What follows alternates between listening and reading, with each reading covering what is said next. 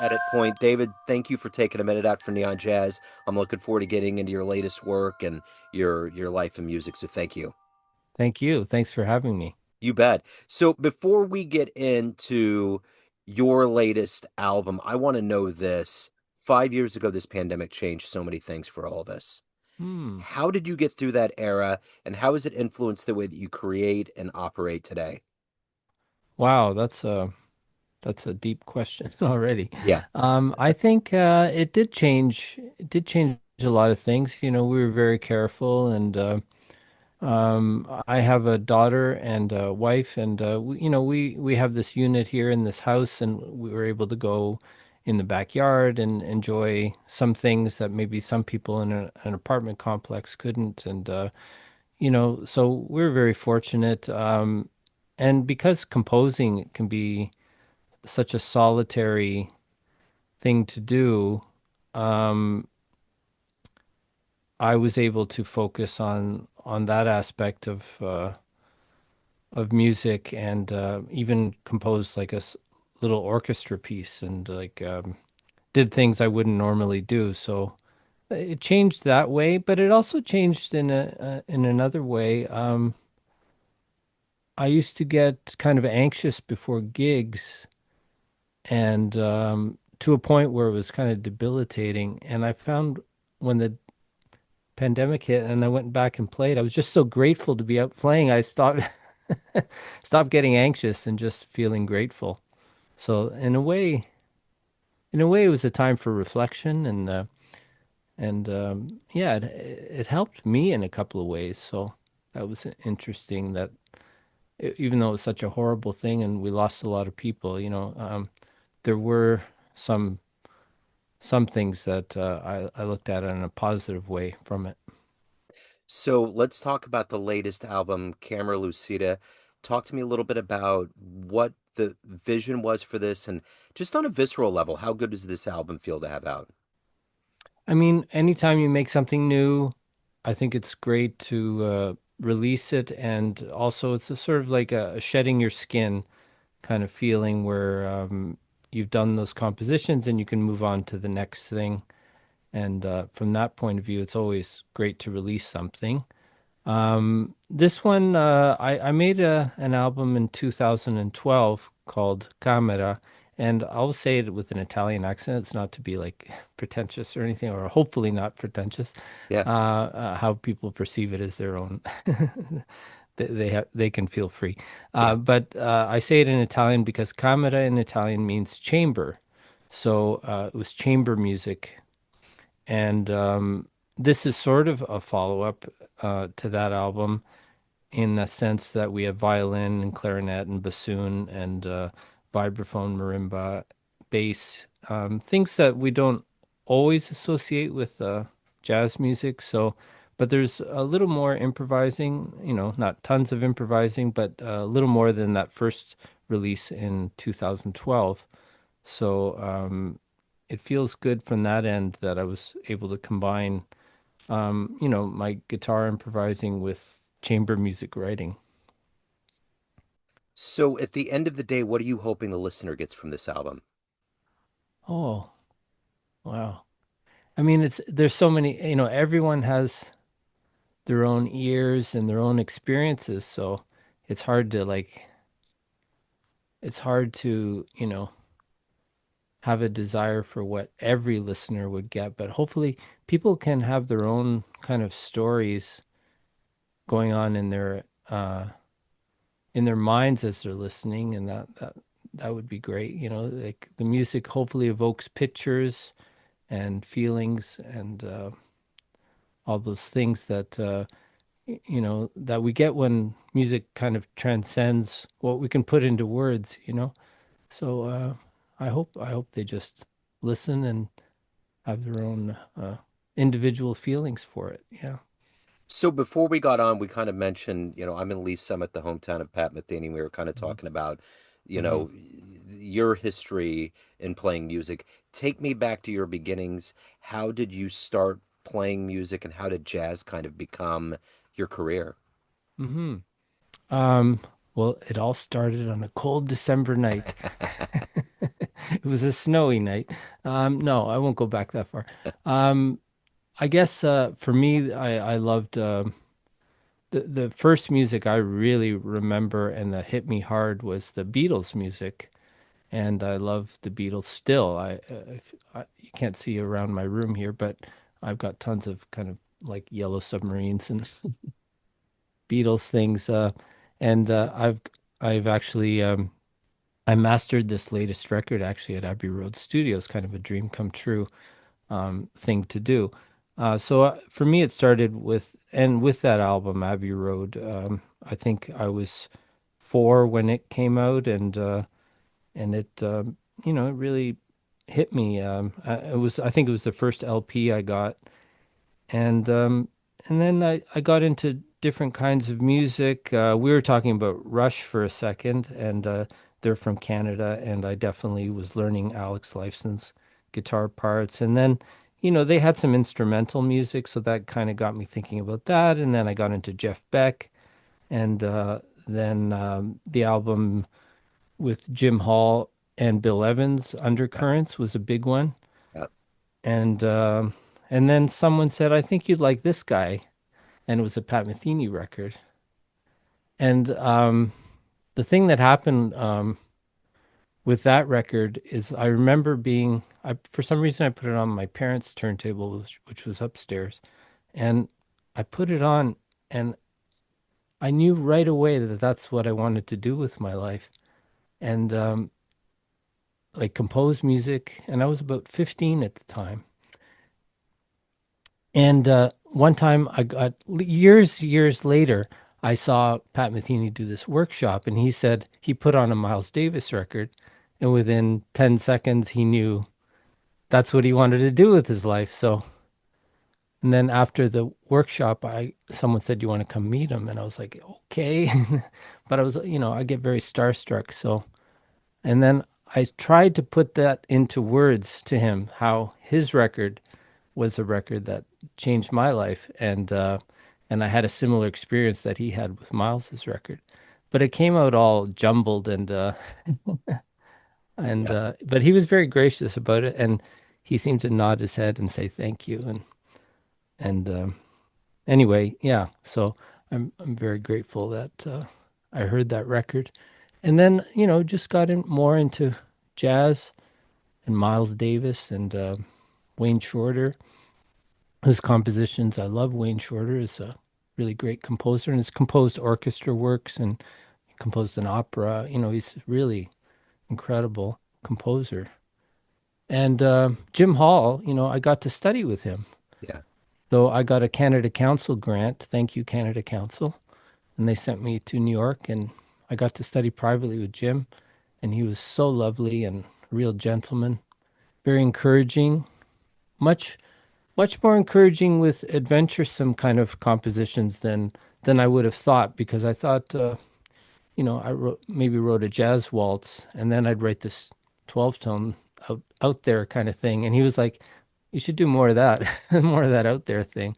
So he was a lot more avant-garde than I had imagined, but Yeah. I really loved him, and he really changed my life, like just got me listening more and reacting to other musicians, so as he did on all of his recordings. So thank you, Jim Hall.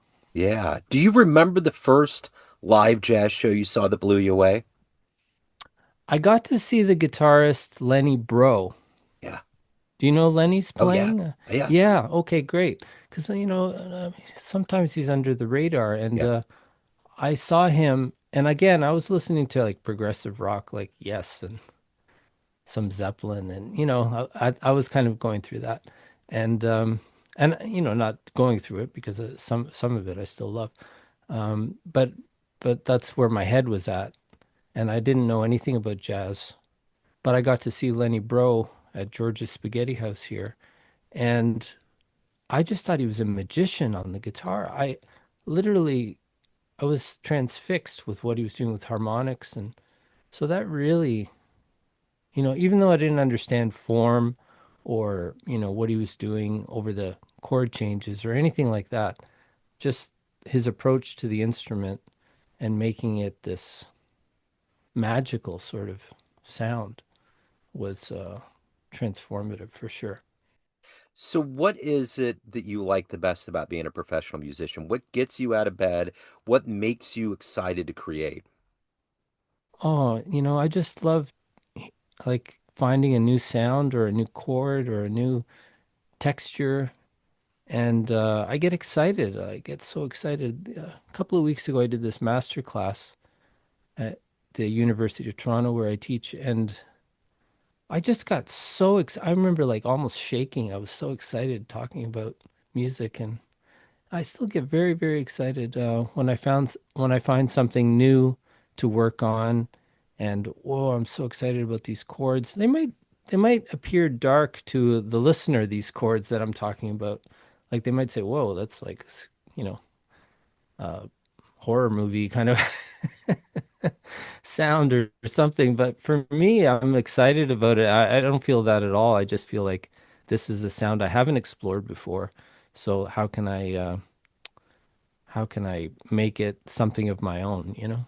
Yeah. So I really, yeah, there's always something new to learn about music, you know? I have a good friend, Lauren Lofsky, who's an amazing guitarist. Hmm. He played with Oscar Peterson, and he's always practicing, and he's always finding new things too, and always excited about music. So it's good to be around people like that too, like Yeah. friends that are excited about music. And he was a hero of mine, so I'm glad I can call him a friend now. Yeah. That's awesome. So, Mhm. why do you love this art form we call jazz? I guess the spontaneity of it, and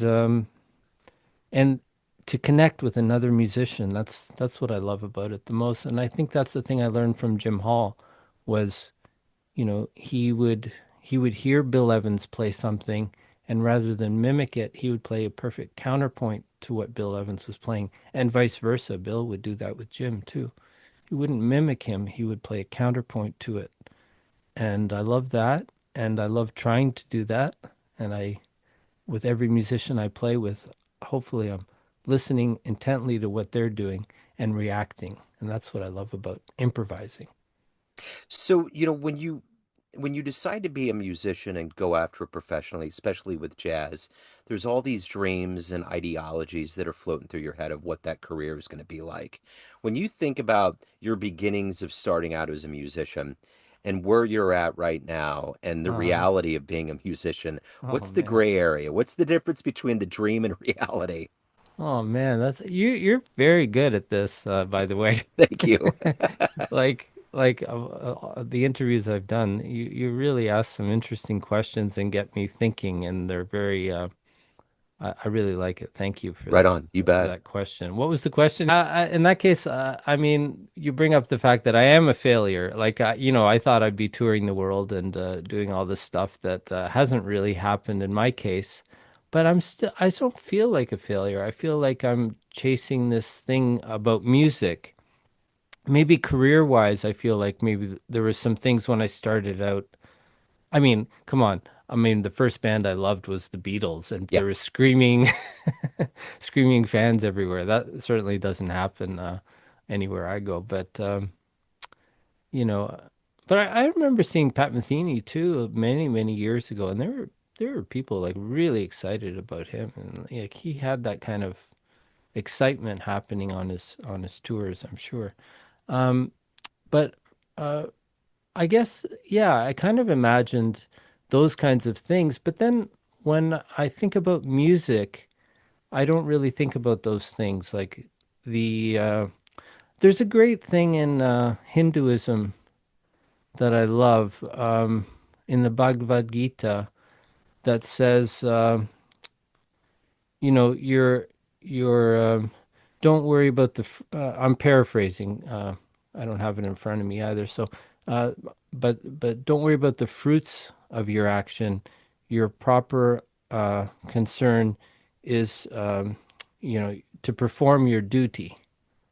So I love that thought of just performing your duty, which means for me, getting up in the morning, practicing, writing, finding new sounds and creating and being excited about that and not worrying about the fruits of the act of your actions. So in in that in that regard, I don't feel like a failure or anything. I feel like I am doing that. So that feels good. And to create new sounds is really important to me. So I feel good about that. I get commissions sometimes, so that would be something I never imagined as a kid. Oh, a percussion quartet commissioning me, giving me money to write music for them. I mean, Yeah. that's crazy. Yeah, absolutely. Well, you're far from failure. I mean, you're Juno Yeah. nominated. There's so many things about your career that have been wonderful. I know I've had you on the show before. I mean, your music's wonderful. My question to you is this: the one thing about the dream, going back Mm. to that Mm-hmm. initial dream of being a musician, is that you're getting on stage and you're going to Mm-hmm. feel that energy of the crowd. What was the first stage that you got on where you were like, wow, this is happening? This is really happening? Was there a moment like that? I guess for me, it's about like doing something of your own. So if I can do something of my own, now when you say crowd, do you mean 12 or 15 people? I mean, as many people that are going to be rapt attention to what you're doing. I mean, because that's a crowd for me. Yeah, But that's okay because those 12 or 15 people are kind of maybe I feel an energy in the room. I presented something of my own. They were receptive to it, and I could feel that they understood what I was trying to say musically, and that can feel very, very rewarding. Um, but at the same time, it's not my main concern, as I said earlier about the the Bhagavad Gita. yeah, I'm not a Hindu, by the way, but I like reading about different religions and yeah. philosophies to help me understand, how to get through this. Growing up in the Midwest, I remember the first time I went to California and they would have the Book of Buddha in all of the hotel Mm. rooms. And I Mm-hmm. never really read it. And Mm. it was so peaceful. And I find that even with Hinduism. I've always felt some connection to that culture in India. Maybe some reincarnated past of mine, but there's so much of those theologies that bring just comfort, just that submission to nature, that level of watching a leaf land on the top of a water, which Mm. sometimes to me is a metaphor of being in the crowd and watching musicians that no matter what, love what they're doing and transmute that joy and energy to the crowd. And I feel it is spiritual. And I think that's what Coltrane was doing in his Mm. career so well with Love Supreme and all of that. He was merging these levels of music and spirituality and just giving everybody that joy. Oh, that's so beautiful. Everything you just said, I want to get a copy of that. And that's so true. And we should say Happy Diwali to all our Indian friends out there as they're celebrating this week. Um, and yeah, Buddhism definitely has that. I think there's a real correlation between Zen Buddhism and playing jazz and being in the moment, being in the moment. And but every kind of it's a connection too of humans, and I think the good things about most religions is that's their intention, I think, is to connect us, not to divide. Yeah, And I think that's a nice thing in music and with musicians is when we're listening to each other, we really connect. yeah, for And with the sure. audience too. Yeah. Yeah, Yeah. certainly. So at the end of the day, David, everyone has a perception of you. Family, friends, fans, everyone on the bandstand, everyone in a business sense, but you ultimately run the show. What's your perception of you? Who do you think you are? Again, these questions, man, I feel like this is a therapy session. This I is the should be real paying. therapy soup here. Man, who do you think you are Who do you anyway? think you are? Actually, I have another good friend, and I think he's a great musician, and his name's Terry Clark. He's a drummer. He's 81 years old now. He played with Oh, Jim Hall a lot, and he lived in New York for many years, and he always has this saying. He says to me, "Don't you know who I used to be? Don't you know who I think I am?" He has these lines he says from time to time. Anyway, who do I think I am?